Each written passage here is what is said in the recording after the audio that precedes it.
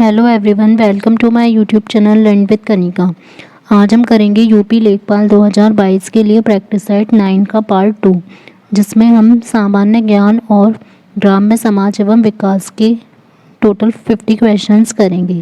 इससे पहले इसका पार्ट 1 हमने कंप्लीट कर लिया है, जिसमें हिंदी और मैथ्स के 50 क्वेश्चंस किए थे। तो अगर आपको ये वीडियो अच्छी लगे तो इसे लाइक एंड शेयर ज़रूर कीजिएगा। साथ ही अगर आप चैनल पर नए हैं तो चैनल को सब्सक्राइब भी ज़रूर करें। क्वेश्चन 51 है, महाजनी प्रथा का सर्वप्रथम उल्लेख निम्नलिखित में से किस प्राचीन ग्रंथ में हुआ है? तो महाजनी प्रथा का उल्लेख सबसे पहले जो हुआ था वो शतपथ ब्राह्मण नामक ग्रंथ में हुआ था। ये शतपथ ब्राह्मण जो ग्रंथ है ये यजुर्वेद का ब्राह्मण ग्रंथ है, और सबसे प्राचीन ब्राह्मण ग्रंथ भी पूछा जाए तो भी शतपथ ब्राह्मण ग्रंथ ही आएगा। और इसके लेखक जो थे वो ऋषि याज्ञवल्क्य जी थे।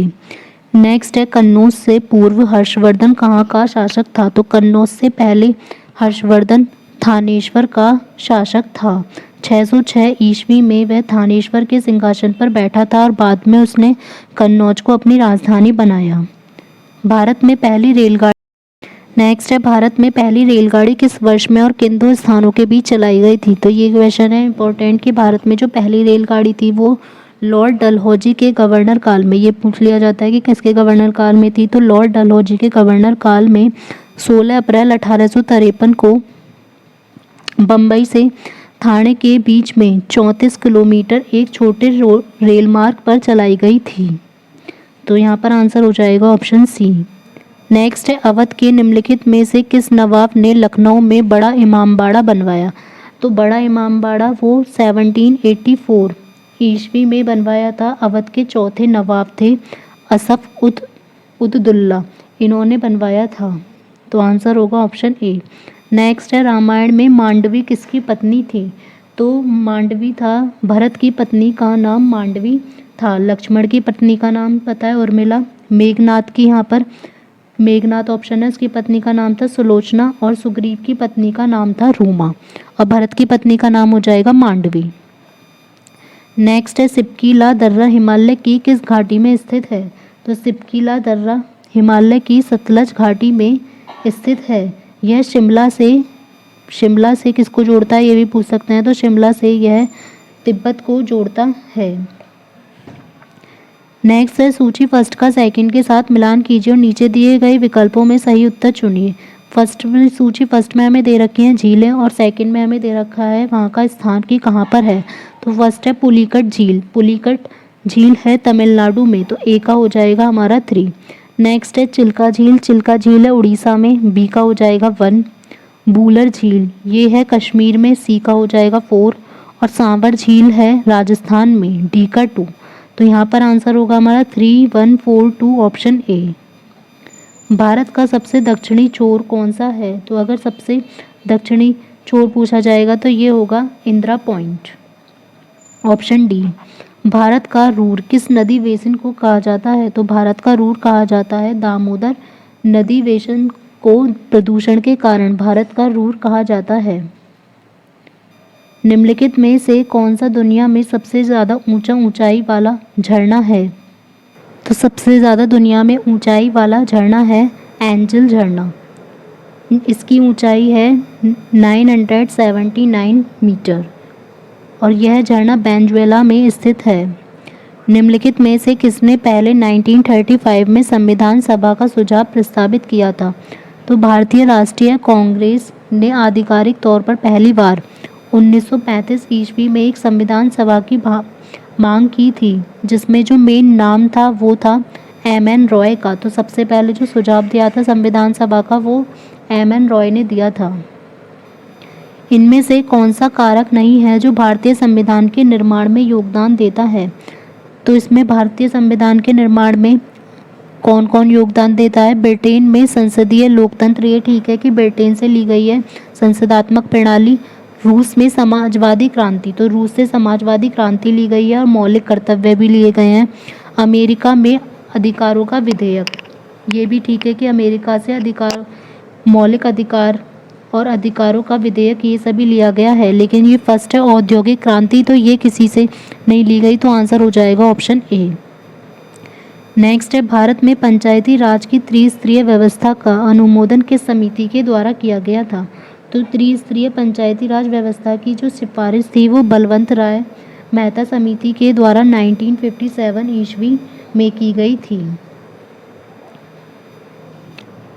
नेक्स्ट है, खरीफ फसलों के लिए किस तरीके के मौसम की आवश्यकता होती है? तो जो खरीफ की फसलें होती हैं उनके लिए गर्म और नम मौसम की आवश्यकता होती है और इसका टाइम पीरियड होता है जुलाई से अक्टूबर तक।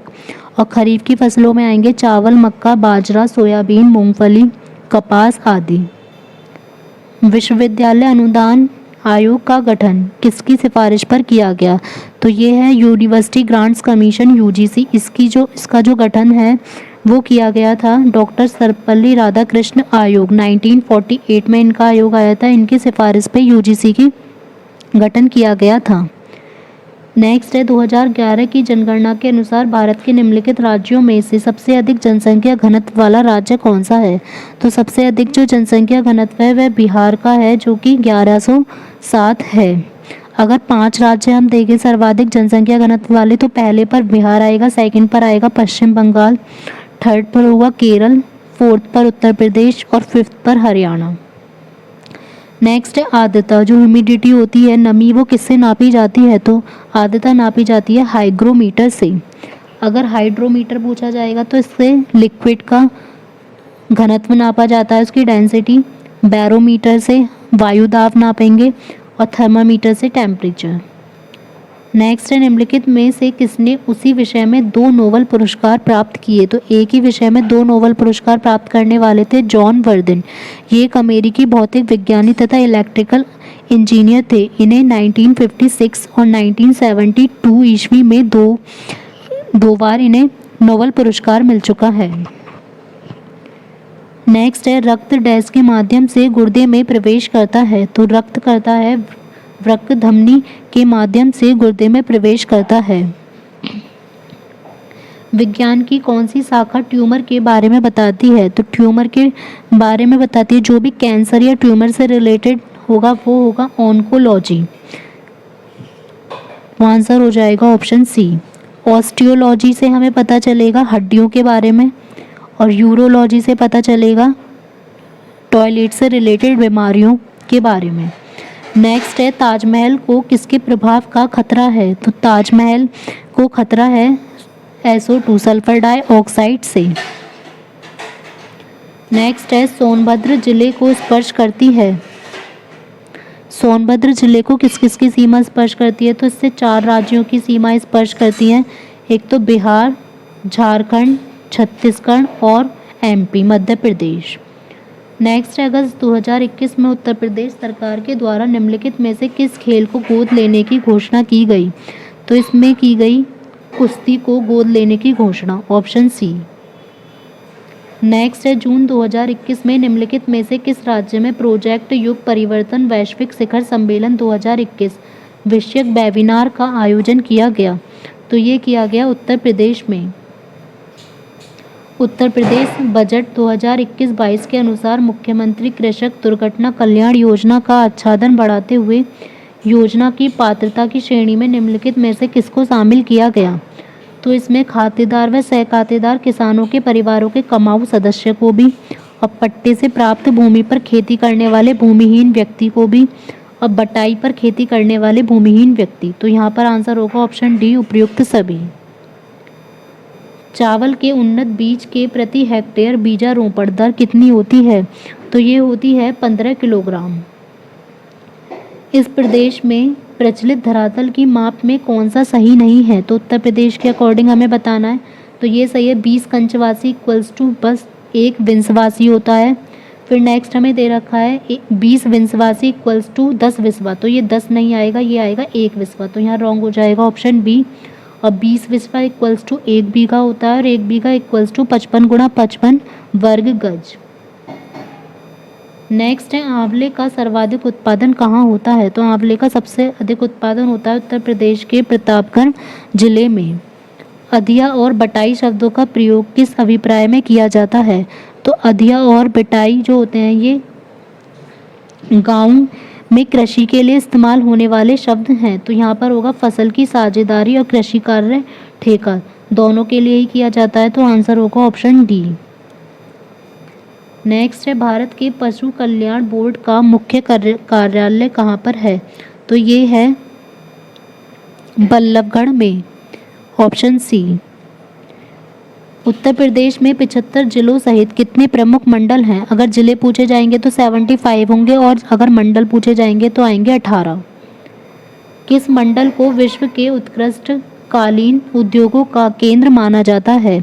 तो कालीन उद्योगों का केंद्र माना जाता है उत्तर प्रदेश के मिर्जापुर को। उत्तर मध्य रेलवे का मुख्यालय कहाँ पर स्थित है? तो ये स्थित है इलाहाबाद प्रयागराज में। मध्याह्न भोजन कार्यक्रम के अंतर्गत विद्यालय स्तर पर बच्चों के न्यून भार की प्रतिशतता का आकलन किस आवृत्ति पर किया जाना चाहिए? तो यह किया जाना चाहिए अर्धवार्षिक तौर पर, 6 महीने पर इसका आकलन होना चाहिए। और मिड डे मील की जो योजना थी वो 15 अगस्त 1995 ईस्वी में शुरू की गई थी। खरीफ ऋतु की फसलें कौन सी हैं? तो इनमें से खरीफ ऋतु की फसलें आ जाएंगी ज्वार, बाजरा और ढैंचा। इसकी जो फसलें हैं बोई जाती हैं जून जुलाई में और काटी जाती हैं अक्टूबर नवंबर के महीने में। पंचायतों के लिए कराए जाने वाले सभी निर्वाचनों के संचालन का अधीक्षण, निर्देशन तथा नियंत्रण निहित किसके अंडर में होता है? तो जो भी पंचायत के लिए होगा वो अंडर में होगा राज्य निर्वाचन आयोग के। खंड और जिला पंचायतों की सीमा में परिवर्तन की अधिसूचना कौन जारी करता है? तो यह जारी की जाती है राज्यपाल के द्वारा।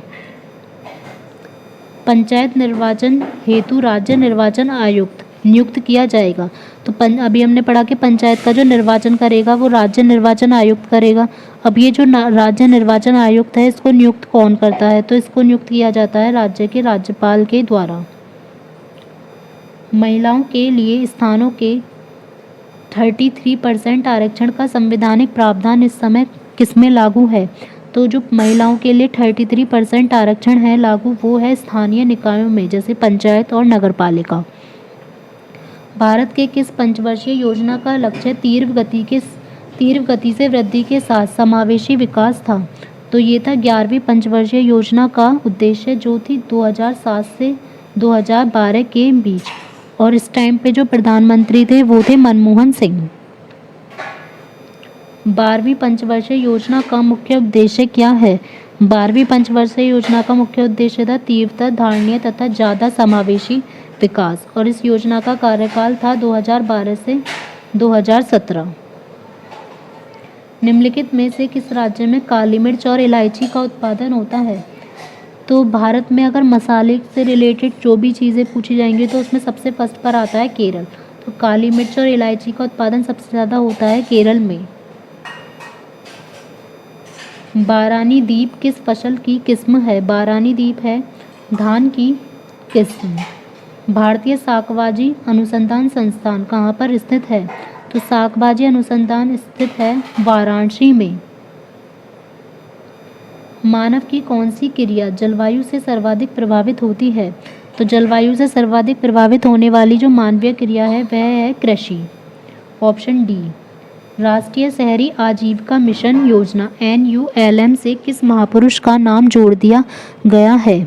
तो ये आवास एवं शहरी गरीबी उपशमन मंत्रालय के द्वारा 23 सितंबर 2013 को स्वर्ण जयंती शहर रोजगार योजना के स्थान पर इसका नाम राष्ट्रीय शहरी योजना मिशन शुरू किया गया था। और इसमें जो नाम अब फिर से चेंज किया गया है, तो इसमें किस महापुरुष का नाम जोड़ा गया है? दीनदयाल उपाध्याय का। 2005 से 6 में प्रारंभ की गई भारत निर्माण योजना का अंक निम्नलिखित में से कौन नहीं है?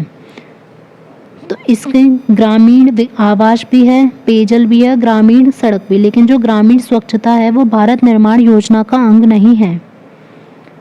विजन 2020 फॉर इंडिया दस्तावेज किससे संबंधित है? तो विजन 2020 फॉर इंडिया ये स्टार्ट किया गया था डॉक्टर APJ अब्दुल कलाम के द्वारा, और ये रिलेटेड है आर्थिक विकास से।